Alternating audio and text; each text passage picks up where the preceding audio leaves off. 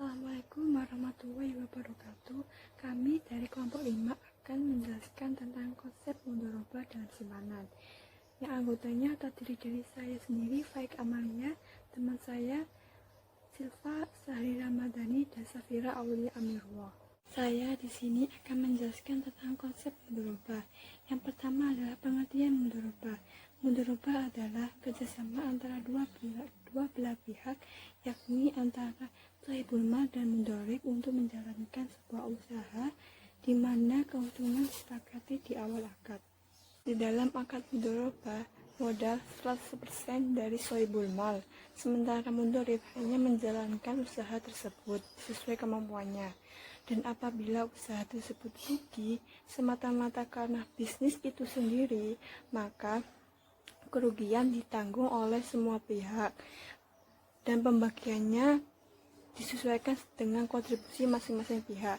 Dalam hal ini, sahibul mal menanggung kerugian dalam hal material, sementara mudharib menanggung kerugian dalam hal waktu dan kehilangan nisbah bagi hasil keuntungan dari usahanya. Berbeda jika kerugiannya disebabkan oleh mudharib itu sendiri, maka mudharib akan menanggung kerugian yang disebabkannya. Selanjutnya adalah tujuan mudharabah.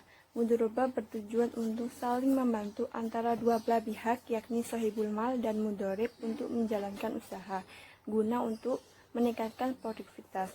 Yang ketiga adalah rukun mudharabah.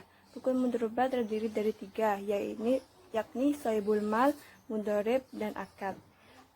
Yang disebut dengan sahibul mal adalah orang yang memiliki modal yang diberikan kepada orang yang membutuhkan modal untuk melakukan usaha.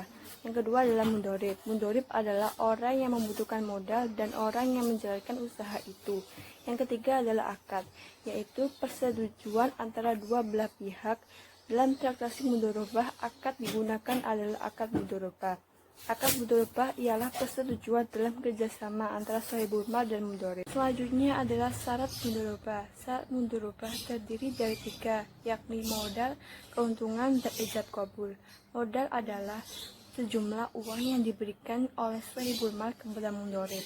Yang kedua adalah keuntungan. Keuntungan mudharabah adalah jumlah yang didapat sebagai kelebihan dari modal. Yang ketiga adalah ijab kabul. Pemilik modal melafazkan ijab, misalnya, aku serahkan uang atau modal ini kepadamu untuk melakukan sebuah usaha. Jika ada keuntungan, maka keuntungan akan dibagi 2. Sementara mudharib melafazkan qabul atas ijab yang dilakukan oleh pemilik modal. Berbeda dengan menurut Pasal 321 Kompilasi Hukum Ekonomi Syariah, syarat mudharabah yakni yang pertama, pemilik modal wajib menyerahkan dana dan atau barang yang berharga kepada pihak lain untuk melakukan kerjasama.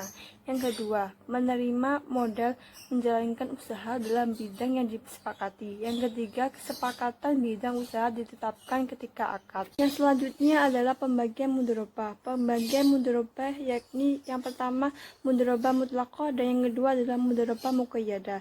Yang dimaksud dengan mudharabah mutlaqah adalah kerjasama antara dua belah pihak, yakni sahibul mal dan mudharib, yang mudharibnya memiliki kebebasan dalam mengelola modalnya dan tidak dibatasi oleh sahibul mal, termasuk spesifikasi jenis usaha, tempat, waktu, dan daerah bisnis. Berbeda dengan mudharabah muqayyadah.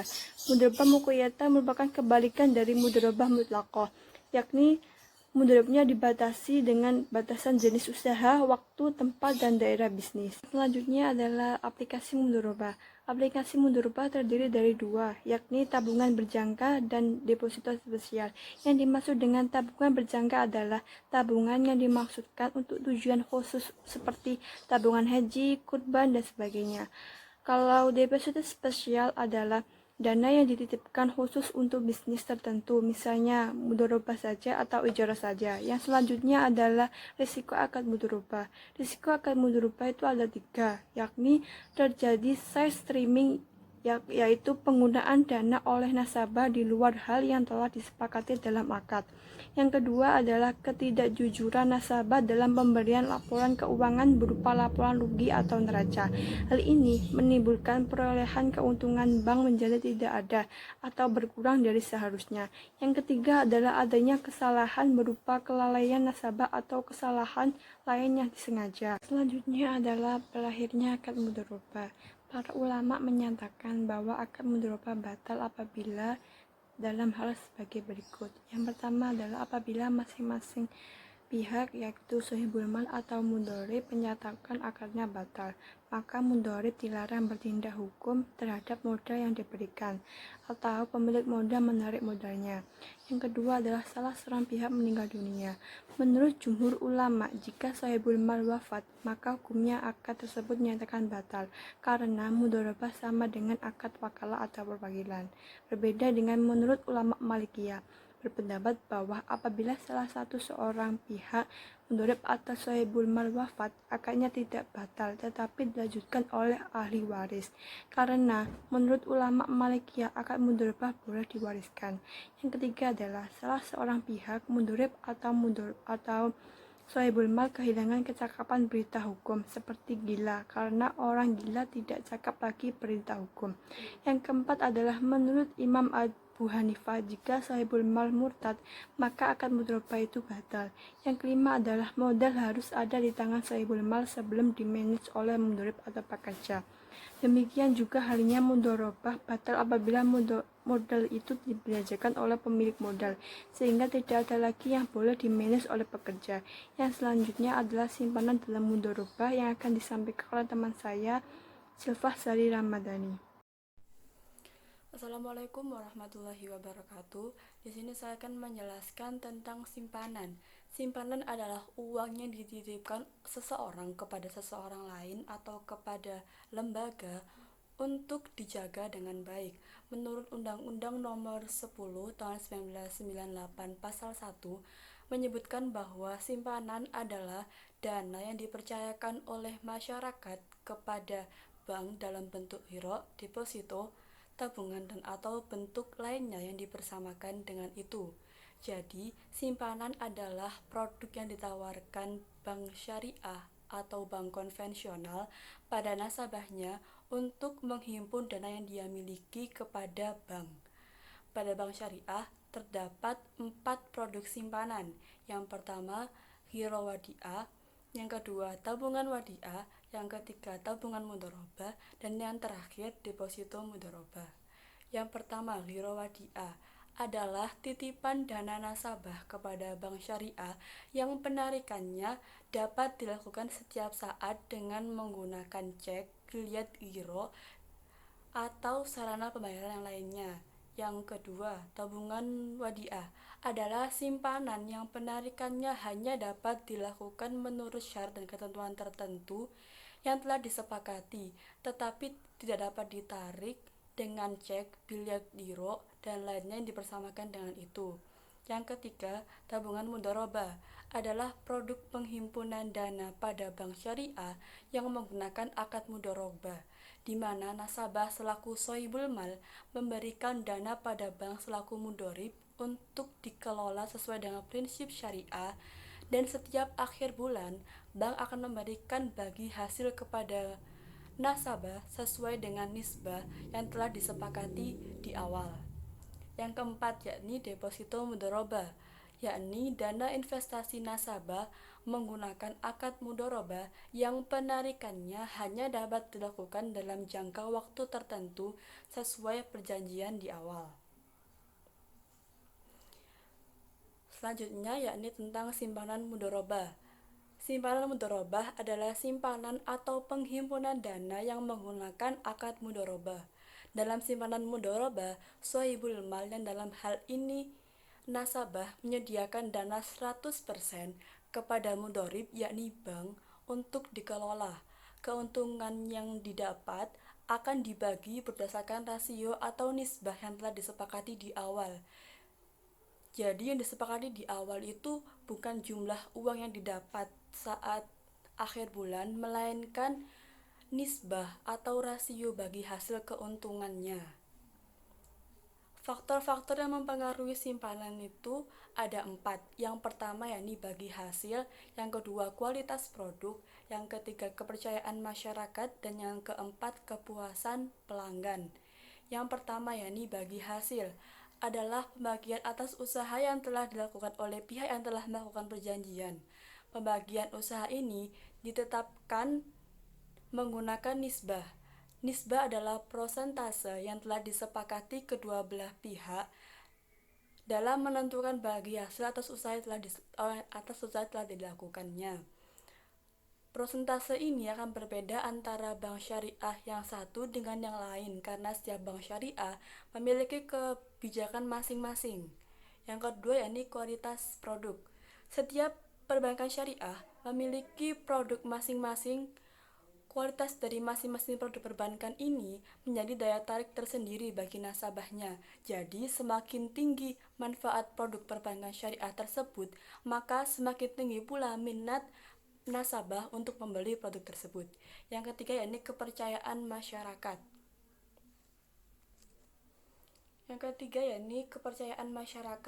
Kepercayaan masyarakat terhadap perintah agama untuk menjauhi prinsip bunga merupakan faktor nasabah untuk menggunakan produk bank syariah dalam transaksinya. Kepercayaan ini mendorong nasabah untuk menggunakan produk-produk yang ditawarkan oleh perbankan syariah. Yang terakhir yakni kepuasan pelanggan. Nasabah akan meningkatkan jumlah simpanan apabila nasabah merasa senang dan puas terhadap kualitas produk yang diberikan oleh perbankan syariah tersebut. Selanjutnya ini tentang akad mudharabah dalam simpanan. Akad mudharabah dalam simpanan digunakan dalam bentuk tabungan mudharabah dan juga deposito mudharabah. Yang pertama, saya akan menjelaskan tentang tabungan mudharabah. Tabungan mudharabah adalah simpanan yang menggunakan akad mudharabah yang penarikannya hanya dapat dilakukan menurut syarat-syarat tertentu yang disepakati di awal, tetapi tidak dapat ditarik dengan cek atau alat pembayaran lainnya yang dipersamakan dengan itu. Pada tabungan mudharabah ini biasanya menggunakan akad mudharabah mutlaqah, yakni bank diberikan kebebasan dalam mengelola modal usaha dan tidak ada batasan dari sohibul mal asalkan sesuai dengan prinsip Islam. Hasil pengelola dana oleh bank syariah ini akan dibagi hasilkan kepada sohibul mal dan juga mudharib sesuai dengan nisbah yang telah disepakati di awal dan dituangkan dalam akad saat pembukaan rekening. Bagi hasil yang diterima oleh nasabah akan selalu berubah. Hal ini dikarenakan adanya fluktuasi pendapatan bank syariah dan fluktuasi dana tabungan nasabah. Tabungan dengan karakter ini yang menggunakan prinsip mudharabah tidak dapat ditarik setiap saat. Oleh karena itu, tidak perlu diberikan ATM atau kartu sejenis itu. Aplikasi produk bank syariah yang menggunakan tabungan mudharabah itu ada 4. Yang pertama tabungan haji, yang kedua tabungan kurban, yang ketiga tabungan pendidikan, dan yang terakhir tabungan walimah. Yang pertama tabungan haji. Tabungan haji yang hanya dapat ditarik pada saat penabung akan menunaikan ibadah haji. Jadi ketika akan menggunakan ibadah haji, boleh menarik tabungan ini. Terus yang kedua adalah tabungan kurban. Tabungan kurban ini juga hanya dapat ditarik saat nasabah ingin membelikan hewan kurban pada saat Idul Adha. Terus yang ketiga, tabungan pendidikan yang hanya dapat ditarik ketika nasabah ingin membayar uang pendidikan. Dan yang terakhir, tabungan walimah yang dapat ditarik atau diambil saat penabung akan menunaikan akad nikah atau sejenis dengan itu. Majelis Ulama Indonesia dalam Fatwa DSN MUI memberikan landasan dan juga ketentuan mengenai tabungan mudharabah sebagai berikut. Yang pertama adalah landasan syariah tentang tabungan mudharabah. Yang pertama, dalam Al-Quran surat An-Nisa ayat 29 yang artinya, "Hai orang-orang yang beriman, janganlah kalian saling memakan harta sesamamu dengan jalan perniagaan yang berlaku dengan sukarela di antaramu."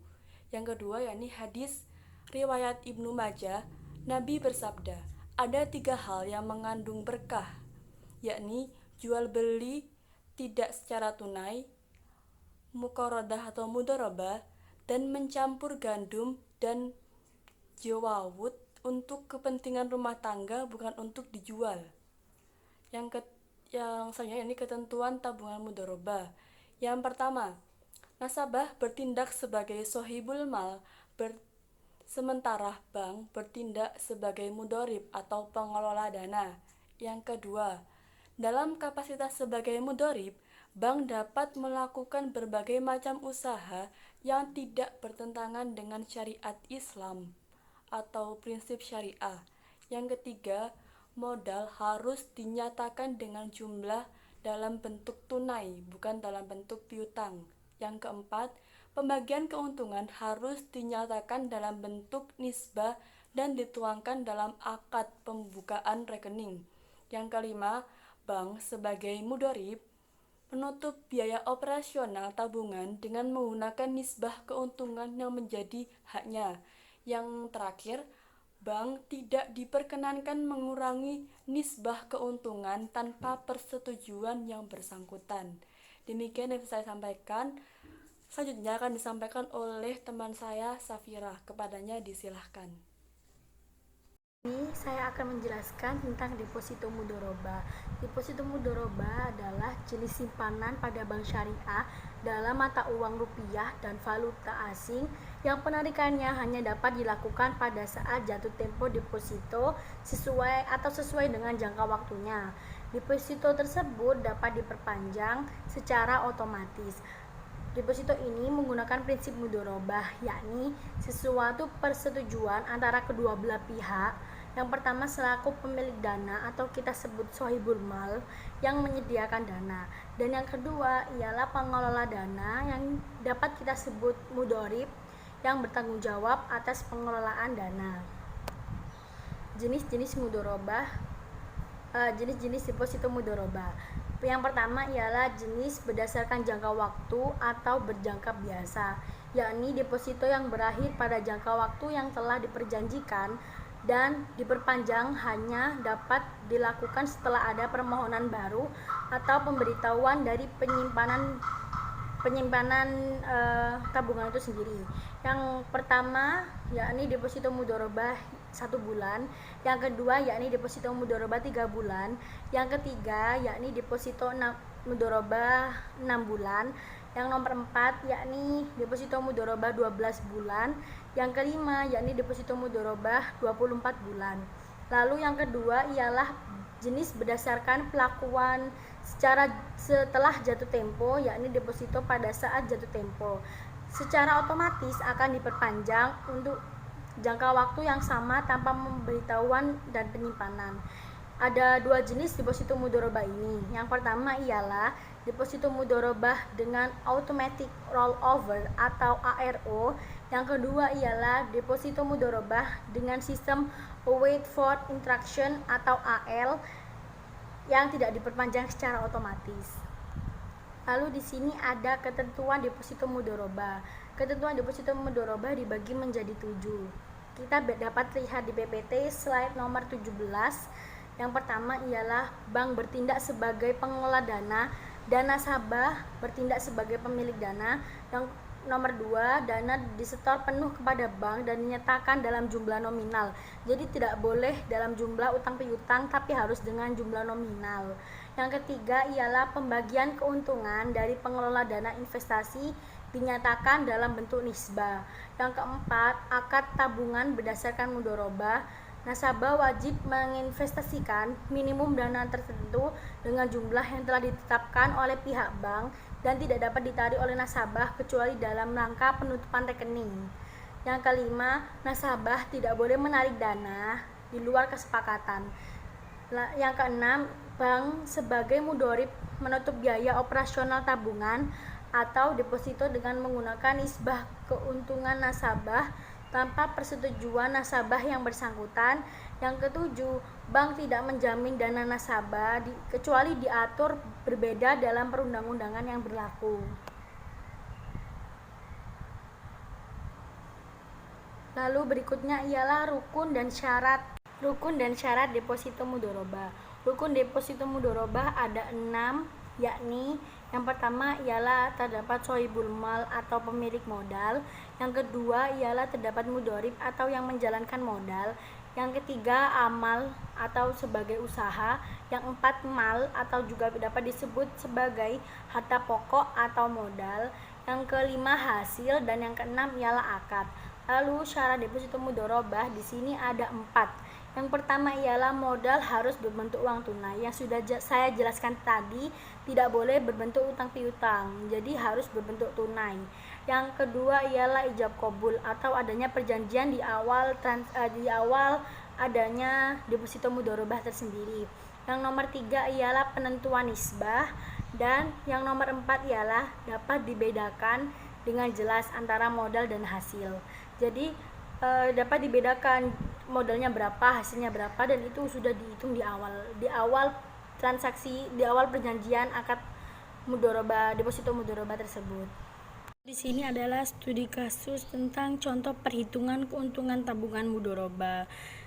Bisa dilihat soalnya sendiri pada PPT yang telah kelompok kita bagikan, yakni Tuhan Derani yang memiliki tabungan di Bank Syariah.